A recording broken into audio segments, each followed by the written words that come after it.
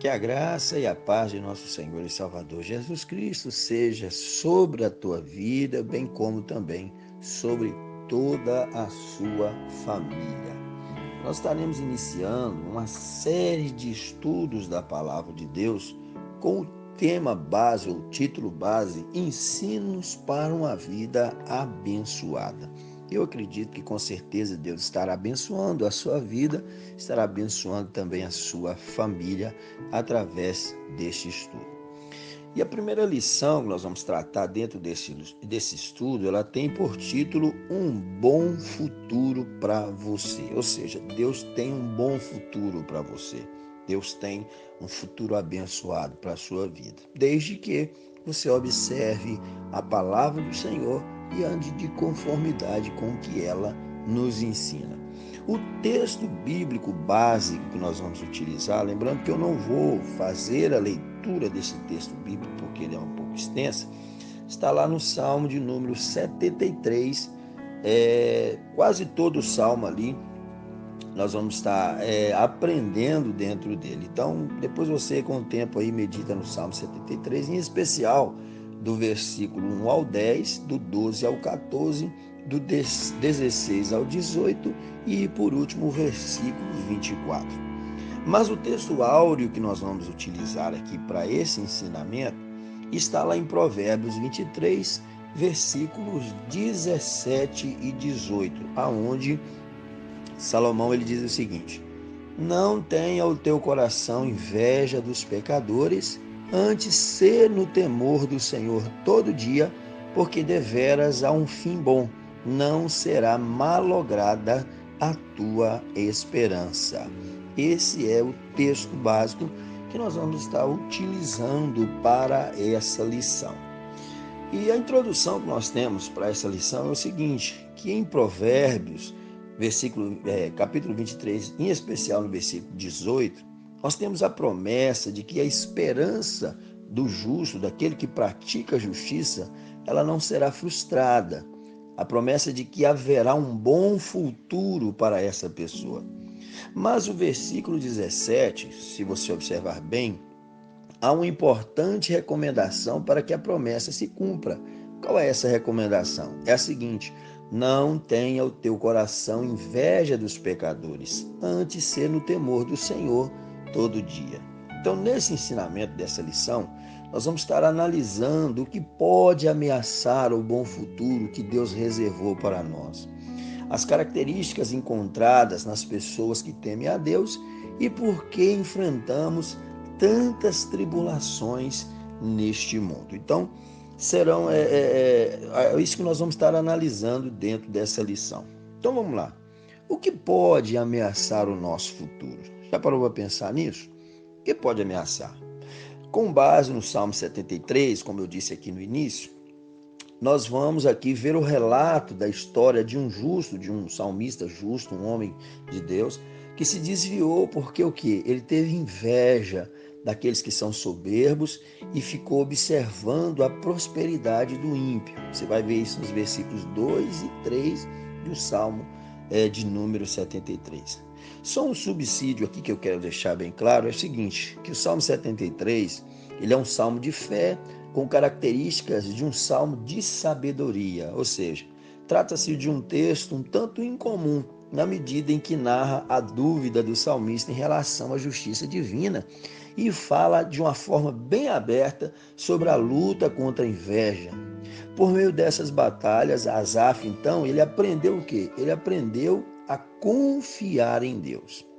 Então, esse salmo poético, assim ele desenvolve, do versículo 1, a tentação de invejar os ímpios, versículo 1 ao 3, a descrição dos perversos, versículo 4 ao 14, a percepção de que o fim dos perversos é o que faz a diferença, versículos 15 ao 20, o lamento sobre a sua própria incerteza, está lá do versículo 21 ao 24, e a resolução renovada de crer somente no Senhor e nas suas promessas, versículos 25 e 26, e por fim, a destruição dos ímpios, versículo 27, e a renovação da fé em Deus, versículo 28. Então, eu estou deixando claro aqui para a gente entender a divisão desse Salmo 73, para a gente entender ali a colocação que o salmista faz. Bom, o salmista, em outras palavras, o que ele diz? Ele disse o seguinte: eu sou justo, temo a Deus e obedeço a Ele, mas eu estou sofrendo. O ímpio escarnece, zomba, mas não sofre as aflições e as suas riquezas aumentam dia a dia. O Salmo 73, do 13 ao 14, ele narra mais ou menos isso aí. Quando começamos a fazer as comparações entre a nossa vida e a vida do ímpio, três coisas ruins podem acontecer conosco. Por isso que nós nunca devemos ficar comparando a nossa vida, nós que servimos a Deus, que tememos a Deus, nós não devemos ficar comparando a nossa vida com a vida do ímpio, com a vida daquele que não teme a Deus.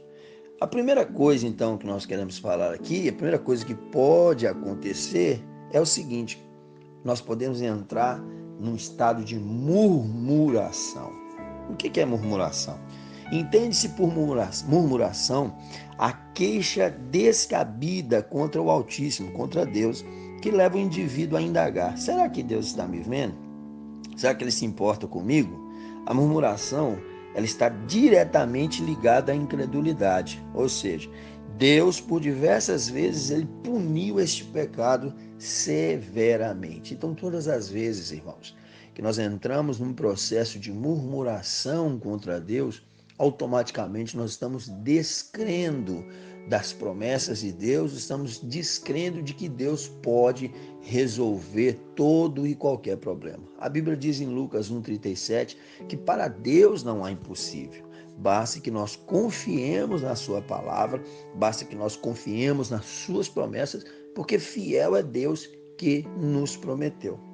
O povo de Israel, por exemplo, quando ele esteve no deserto, após ter sido liberto do cativeiro egípcio, por diversas vezes ele murmurou contra o Senhor. Ele murmurou pela falta de água, está lá em Êxodo 15, 22 ao 24. Ele murmurou pela falta de alimento, Êxodo 16, do 1 ao 3, trata sobre isso. Pela ameaça dos inimigos também que se levantaram contra ele, Números 14, do 1 ao 3. E como resultado de toda essa primeira geração, o que aconteceu? Essa primeira geração que viveu nesse estado de murmuração, qual foi o resultado? Todos, com exceção de Josué e Caleb, todos pereceram no deserto. Então a gente precisa entender. Se você quer essa referência, está lá em Números 14, do 29 ao 32. Então, irmãos, nós precisamos entender uma verdade. A murmuração, ela com certeza nos leva a um fim trágico. Se nós ficarmos ficar fazendo comparações a nossa vida com a do ímpio, ficar olhando demais isso e começarmos a murmurar, o nosso fim não vai ser bom. Guarde isso no seu coração. A segunda coisa que pode acontecer é o desânimo. Ou seja, quando você começa a comparar demais a sua situação com a situação do ímpio, isso pode te levar a um desânimo. Isso pode causar em você uma falta de motivação de perseverar em servir ao Senhor. Foi o que aconteceu com o salmista, que comparou a sua vida com a do ímpio. Asaf, ele ficou tão perplexo com o fato dos ímpios, com aquela situação dos ímpios estarem prosperando, com toda essa visão absurda da vida, conseguirem aparentemente desfrutar dos bens de sua existência, que ele chegou a acreditar que viver de forma justa não tinha mais sentido nem propósito. Você vai ver isso aí no Salmo 73, do versículo 3 ao 13, você vai ver isso aí. Então, irmãos, quando nós começamos a fazer comparações, a gente fica desanimado. Agora, a gente precisa entender uma coisa. A nossa vitória não está neste mundo. O nosso sucesso não está neste mundo. A Bíblia diz que se nós esperarmos em Cristo somente nas coisas deste mundo, nós somos os mais miseráveis de todos os homens. E isso é importante nós entendermos isso. O desânimo, ele nos impede de ver a situação como ela é de fato e pode tornar as medidas necessárias de solucionar a crise. Uma vez desanimados, o que nós fazemos? Nós perdemos o equilíbrio, começamos a atentar para as dificuldades, para os problemas, para a fúria do vento, começamos a olhar demais essas coisas e a pensar que não está valendo a pena ser fiel a Deus. Então, se nós começarmos a agir dessa forma, com certeza nós vamos sucumbir à apatia e ao desespero. A terceira coisa que isso pode nos causar, e é muito séria também, sabe o que é? É a apostasia. O que é apostasia? A apostasia é o abandono da fé, é deixar de crer, é deixar de confiar, é deixar de acreditar. Asaf, quando começou a ser tomado pela inveja ali, quando ele descreve ali no texto, o que ele fez? Ele aproximou-se perigosamente da apostasia. Sabe o que ele disse lá no Salmo 73? Ele disse assim: quanto a mim, os meus pés quase se desviaram, pouco faltou para que escorregassem os meus passos, pois eu tinha inveja dos soberbos ao ver a prosperidade dos ímpios. Então ele fez uma comparação ali de como se ele escorregasse para cair no abismo, para cair num lugar profundo. Isso que a apostasia faz você escorregar, você vacilar, você cair e se afastar totalmente da presença de Deus. Quantas pessoas já não fizeram assim ao longo das suas vidas? Quantas pessoas que nós conhecemos já não apostataram da fé, não abandonaram a fé, porque ficaram olhando demais as coisas do mundo, o que tem acontecido no mundo, os ímpios aparentemente prosperando. Então, querido, que nós não sejamos como essas pessoas, mas que estejamos, como diz ali o escritor aos Hebreus, olhando para Jesus, o autor e consumador da nossa fé. Precisamos ter essa confiança no nome de Jesus. O que acontece? O salmista, ele percebe ali os perigos do caminho no qual estava trilhando. Então, ao entrar no santuário, lá em Jerusalém, ele descobre algo que provavelmente já sabia, mas em que não havia meditado ainda, ou seja, que a prosperidade dos ímpios não é duradoura, a sua riqueza não tem valor algum para a vinda vindoura. Depois você medita lá no Salmo 13, versículos 16 ao 20. Então Asaf, ele concluiu o Salmo dizendo o seguinte, que a sua maior necessidade era da presença de Deus, que o Altíssimo era a sua fortaleza, o seu abrigo seguro e a sua porção para sempre. No Salmo 73, versos 23 ao 28, ele trata sobre isso. Então a gente precisa entender, irmãos, que é o seguinte, a nossa herança não é como a dos ímpios. A dos ímpios é terrena, é passageira, é humana. A nossa herança, a nossa bênção, a nossa vitória é celestial, é permanente, é indestrutível. Pedro chega a dizer que nós temos uma herança nos céus imarcessível, incontaminável, incorruptível, guardada para nós pelo poder de Deus. Então nós precisamos entender isso. Então, continuando aqui, nós falamos então sobre o primeiro ponto aí, que é o que pode ameaçar o nosso futuro. Então você entendeu que a murmuração ela pode ameaçar o nosso futuro, o desânimo pode ameaçar o nosso futuro e a apostasia pode ameaçar o nosso futuro se nós ficarmos olhando a vida dos ímpios, ficarmos fazendo comparação.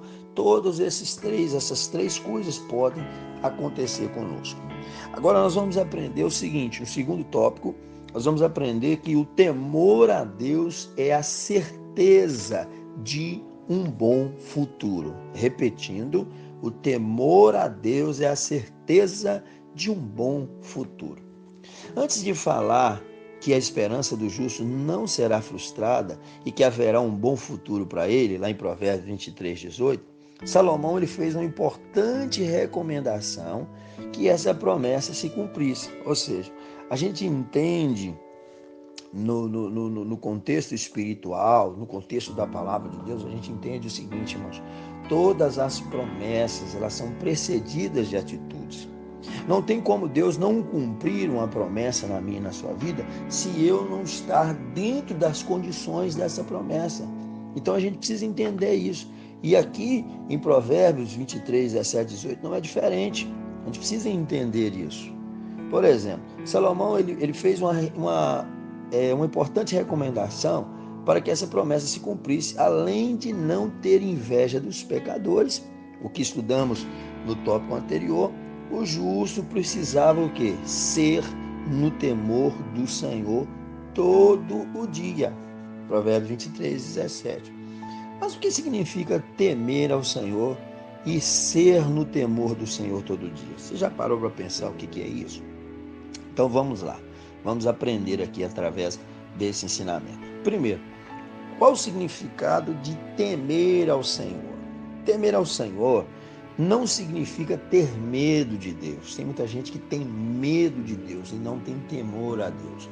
Tem medo de Deus porque acha que Deus vai mandá-lo para o inferno. Ora, Deus não criou o inferno para o homem e Deus não manda ninguém para lá. Infelizmente, nós seres humanos acabamos comprando uma passagem de ida para o inferno de acordo com as nossas atitudes, de acordo com o nosso comportamento.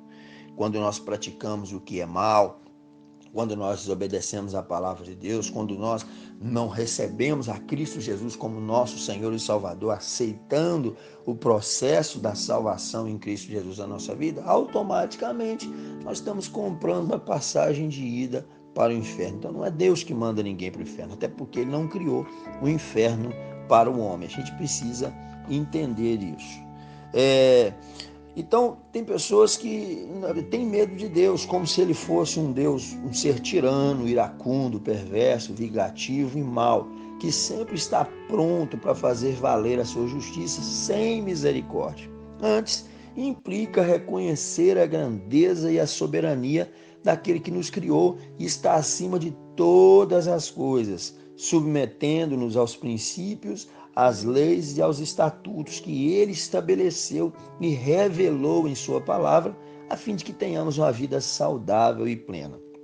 Portanto, sendo assim, temer ao Senhor não implica em obedecer apenas um conjunto de regras por um determinado período de tempo, por medo das consequências da desobediência. Antes, implica em quê? Em obedecer sempre, todos os dias, por termos consciência de que o bem, a verdade, a justiça, o amor e o poder pertencem a Deus. A gente precisa entender isso. Agora, o significado de ser no temor ao Senhor. Nós aprendemos o significado de temer ao Senhor. Agora, é o de ser no temor do Senhor. Bom, ser é mais do que ter ou estar. É o quê? A construção desta ideia está diretamente relacionada à essência, aquilo que é intrínseco, portanto, faz parte do nosso modo de pensar, desejar, sentir e agir. Mas o que significa na prática ser no temor do Senhor todos os dias? Sabe o que significa? É permanecer cônscio da necessidade de aborrecer o mal, a soberba e a arrogância e o mau caminho e a boca perversa. Provérbios 8, versículo 13 fala sobre isso. Logo, permanecer no temor do Senhor implica, entre outras coisas, não dar lugar à inveja, como vimos anteriormente, desviar-se do mal, ter um caráter íntegro que redunde em bom testemunho, atestando a obra regeneradora do Espírito Santo e levando outras pessoas a Cristo através do nosso testemunho e perseverarmos na comunhão uns com os outros. Bom, desviar-se do mal. Desviar-se do mal implica em quê? Em evitar aquilo que nos afaste da comunhão com Deus e de uma vida separada, separada para uso completamente do Senhor. Lembrando que nós fomos criados para a glória de Deus. Paulo diz o quê? Quer comais, quer bebais, quer façais qualquer outra coisa, fazei tudo para a glória de Deus. Nós somos criados para a sua glória. 1 Pedro, capítulo 2, versículo 9, diz o quê? Vós, porém, sois sacerdócio real, nação santa, povo de propriedade exclusiva de Deus, a fim de proclamardes as virtudes que vos chamou das trevas para a sua maravilhosa luz. Precisamos entender essa verdade. Entretanto, isso não significa dizer que nós vamos conseguir sempre fazer o que é certo. Pois todos nós, infelizmente, devido à nossa herança pecaminosa, nós estamos sujeitos ainda a erros, a cometer falhas. Romanos capítulo 7, versículos 19 e 20, nós vamos aprender um pouco sobre isso. Então, todos nós temos essa inclinação para o mal. É uma herança recebida lá de Adão. Romanos 5, versículos 12, 18 e 19 trata sobre isso. Essa tendência universal para a oposição à vontade de Deus recebe nomes como, por exemplo, pecado original, mente carnal, herança pecaminosa, velho homem, pecado inato, depravação moral e natureza pecaminosa. Ou seja, é uma disposição inerente para o pecado, uma inclinação de todos para cometer atos pecaminosos. Contudo, de acordo com o apóstolo Paulo, há uma diferença crucial entre pecar eventualmente e viver no pecado. A gente vai ver essa diferença em Romanos, capítulo 6, versículos 11 ao 23. Eu não vou estar lendo referências aqui para resumir ao máximo o tempo dessa lição. No capítulo 6 da carta aos Romanos, Paulo ele demonstra que se nos dizermos cristãos, mas vivemos na prática do pecado, pode-se questionar legitimamente a nossa condição de filhos de Deus, tá? Vale a pena você ler lá, dar uma meditada lá em Romanos capítulo 6, que Paulo deixou muita coisa importante para nós ali, para ser tratada dentro desse assunto. Então, continuando aí no significado de ser no temor do Senhor, é ter um caráter íntegro, ou seja, por meio da obra santificadora do Espírito Santo, os cristãos que foram declarados justos por Deus tornam-se continuamente mais íntegros. Romanos capítulo 5, versículo 19. O temor, perseverar na comunhão. A outra parte do significado de ser no temor do Senhor é perseverar na comunhão. Ou seja, o Senhor ele deseja ter koinonia com seu povo. Koinonia, a palavra koinonia do grego é comunhão. Com seu povo, um relacionamento por meio do qual ele possa compartilhar conosco o quê? A sua essência, as suas bênçãos, seus propósitos e o seu reino. Esse então é o cerne da aliança de Deus para com o homem. Da mesma forma, ele deseja que tenhamos koinonia, ou seja, comunhão com os nossos irmãos. Onde nós encontramos referências para isso? Por exemplo, Efésios 4, 32, 1 Pedro capítulo 4, verso 9, 1 João capítulo 1, versículo 7. Quando a conduta do cristão ela reflete o caráter moral de Deus, é possível uma verdadeira comunhão com os demais cristãos. Então nós falamos aqui sobre a questão de o que pode ameaçar o nosso futuro, que foi o primeiro tópico. A segunda questão aí do segundo tópico, o temor de Deus é a certeza de um bom futuro. E agora, para a gente finalizar, nós vamos estar falando aqui, afinal, por que tanta tribulação? É o terceiro tópico dessa lição, para a gente já estar encerrando e dando a conclusão. Você já se perguntou, por que tanta tribulação? Por que tanta dificuldade, tanta luta e tanto problema? Bom, Deus muitas vezes, ele permite que nós vivenciemos necessidades extremas. Para quê? Para nos levar a lugares mais altos e mais profundos. Às vezes Deus permite lutas para nos colocar numa posição maior, nos exaltar, nos colocar a um nível maior de comunhão com Ele, de experiências maiores com Ele. Então a gente precisa entender essa realidade. Bom, nessa sessão agora, no último tópico agora, nós vamos estar analisando os estranhos métodos que Deus empregou na vida de José, na vida de Davi, na vida de Jesus. Nós vamos pegar esses três personagens que a gente vê que passaram por momentos extremos, mas foram momentos que Deus permitiu que passasse para quê? Para que chegassem a um patamar maior, para que fossem elevados a uma posição maior e melhor diante de Deus. A gente precisa entender essa verdade. Então vamos lá. voltando então, essa questão aí, nós vamos falar sobre José, sobre Davi, sobre Jesus. Então vamos lá. O salmista, no Salmo 73, 28, ele diz o quê? Que vale a pena servir a Deus e continuar trilhando o caminho do amor, da verdade e da justiça, porque no final há o quê? Há uma herança eterna reservada para o justo. Assim, um bom futuro reservado para aqueles que se justificam diante de Deus, buscam, a justificação perante Deus, a viver uma vida justa. Bom, então nós vamos falar sobre José, vamos falar sobre Davi e por último sobre Jesus.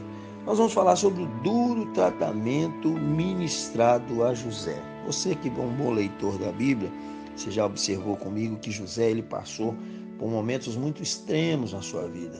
Foi um tratamento muito duro na vida de José. A história de José ali é recheada de sofrimentos, de injustiças, Mas quando a gente vê o resultado, quando a gente vê o final, a gente glorifica a Deus na vida de José. Então isso é muito importante. Continuando. Primeiro, depois dele ser vendido, como escravo pelos seus irmãos, José foi levado para onde? Foi levado para o Egito e começou a trabalhar na casa de Potifar, onde Deus o ensinou o quê? A administrar as riquezas. Você vai ver isso registrado em Êxodo 37, do 28 ao 36 e 39, do 1 ao 5. Ali, José foi o quê? Ele foi tentado a pecar, mas ele optou por recusar-se, sendo caluniado e difamado. Gênesis 39, do 9 ao 18, nós vemos esse texto aí relatando. Então, o filho preferido de Jacó foi lançado injustamente na cadeia, onde aprenderia a administrar o quê? A escassez. Gênesis 39, 19 ao 23. Entre o sonho e a realização havia o quê? Um longo caminho de lutas, sofrimentos, injustiças, solidão e espera a ser percorrido por José. Deus queria o quê? Deus queria forjar o caráter daquele rapaz e estruturá-lo emocionalmente antes de fazer chegar o bom futuro que tinha reservado para ele, o de administrador do Egito, a maior potência do mundo antigo ali. Então a gente precisa entender, pegando aqui o duro tratamento ministrado a José, que aquele período de sofrimento que José passou foi uma escola, foi um meio pelo qual Deus trabalhou na vida de José para a grande responsabilidade que Deus tinha na vida de José. Você já parou para pensar nisso? De repente você está passando um momento de grande dificuldade, grande adversidade, um momento de grande pressão, mas você é fiel a Deus, você está servindo a Deus com fidelidade, está buscando a Deus com sinceridade, então fique tranquilo, porque é Deus te preparando para algo grande, é Deus te preparando para algo maravilhoso, para colocar você numa posição grande. Pense nisso. Pegue o exemplo de José, se você está passando por esse momento, leia a história de José, é uma história muito linda, onde a gente vê o cuidado, a mão poderosa de Deus sobre a vida de José e o resultado, Ao ponto de José ser chamado ali de Zafenat Paneia, ou seja, na língua egípcia, o salvador do mundo. Então Deus tem um bom futuro para você, Deus tem planos maravilhosos para a sua vida. Não desanime, continue fiel servindo a Deus.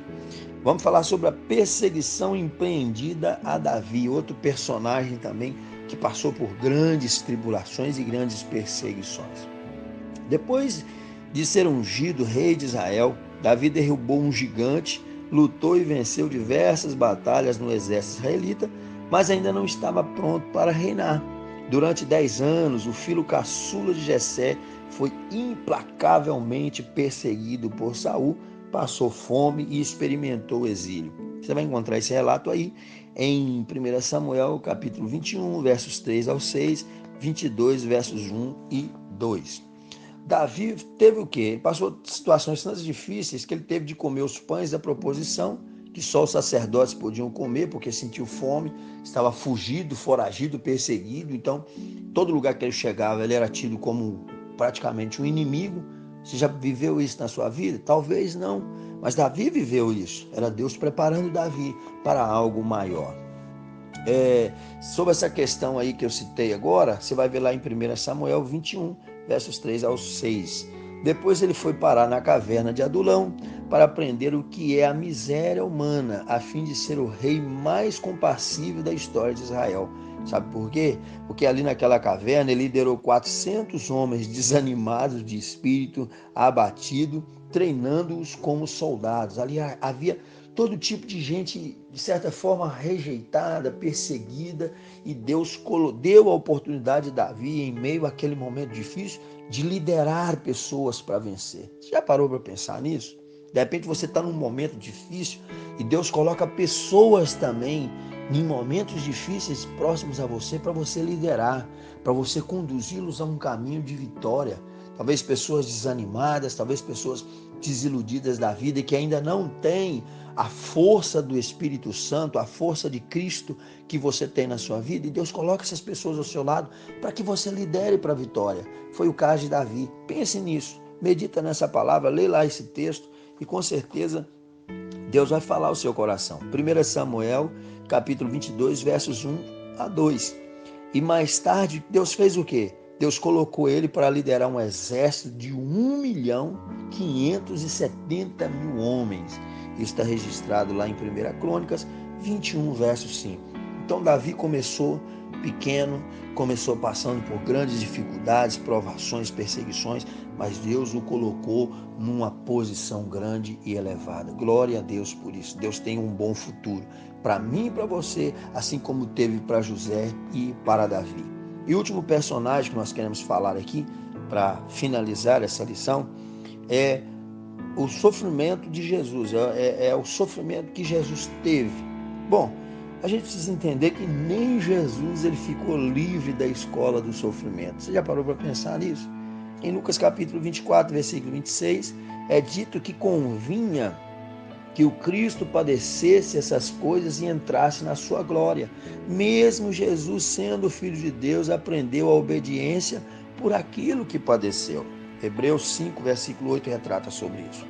Então, o sofrimento de Jesus já havia sido anunciado desde o tempo dos profetas. Isaías mesmo, no capítulo 53, quando ele fala ali, que ele foi perseguido, ele foi humilhado, as pessoas olhavam para ele e zombavam dele. Isaías retrata ali um Cristo sofrido, um Cristo martirizado, um Cristo perseguido. Então, já era predito pelos profetas o sofrimento de Jesus. A gente precisa entender isso. Paulo, ele fala também acerca da humilhação e do sofrimento de Cristo, e ele fez o que com isso? Ele exortou também aos cristãos. Jesus, ele experimentou o limite máximo da adversidade e do sofrimento. A gente pode ver isso relatado em Filipenses, capítulo 2, versos 5 a 8. E o que aconteceu? Qual foi o resultado disso? O resultado disso foi o seguinte, que Deus o exaltou soberanamente, lhe deu um nome que é sobre todo nome. Para quê? Para que ao nome de Jesus se dobre todo o joelho dos que estão nos céus, na terra e debaixo da terra, e toda língua confesse que Jesus Cristo é o Senhor, para a glória de Deus Pai. Então, está relatado em Filipenses 2, do 9 ao 11. Então a gente precisa entender por que tanta tribulação. A gente precisa entender que Deus permite muitas vezes para que nós possamos ser exaltados por Deus. Porque não tem, querido, o princípio de Deus para mim e para você é que primeiro sejamos humilhados para que depois sejamos exaltados. O que a Bíblia diz? Bem-aventurados humildes, porque eles verão a Deus. Não tem como, querido, para chegar ao trono da exaltação sem antes pegar as asas da humilhação. E as asas da humilhação, querido, ao contrário das asas que nós vemos, não nos leva para o alto primeiro, mas sim nos leva para o baixo, nos leva para o mais profundo. Então, querido, você que está passando talvez um momento de adversidade, enquanto a gente está ministrando nessa lição, saiba de uma coisa: Deus é aquele que abate, mas é aquele que exalta. Deus é aquele que derruba, mas é aquele que levanta. E sempre, a Bíblia diz em Romanos 8, 28, sabemos que todas as coisas cooperam para o bem daqueles que amam a Deus, daqueles que são chamados pelo seu decreto. Irmãos, a conclusão que nós temos dessa lição de hoje, a gente tinha muito assunto para falar, mas ficaria muito extensa essa lição. A conclusão que nós temos, baseado aqui na história do salmista, é o seguinte: que a disciplina mais difícil da escola da vida chama-se a adversidade, mas é a melhor matéria para ensinar-nos a quê? A depender de Deus e para colocar-nos em lugares altos. O Senhor também tem um bom futuro para nós. A nossa esperança, ela não será frustrada. Ao longo da nossa caminhada pela vida, é comum surgirem obstáculos, tribulações e problemas para nos fazer desanimar e tentar impedir que nós alcancemos aquilo por que nós temos nos esforçado.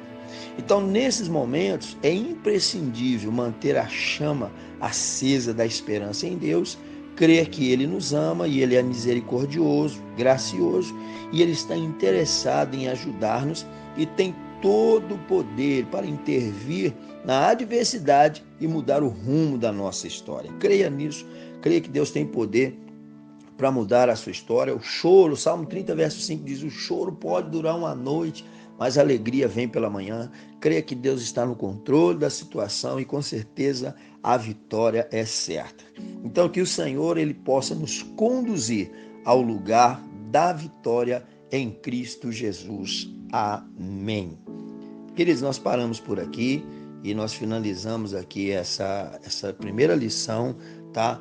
E eu espero que, meditando nessa lição, que você creia que Deus tem um bom futuro para você, que você se coloque na posição que Deus quer que você esteja, para que você possa alcançar tudo aquilo que Ele tem preparado nesse bom futuro para você.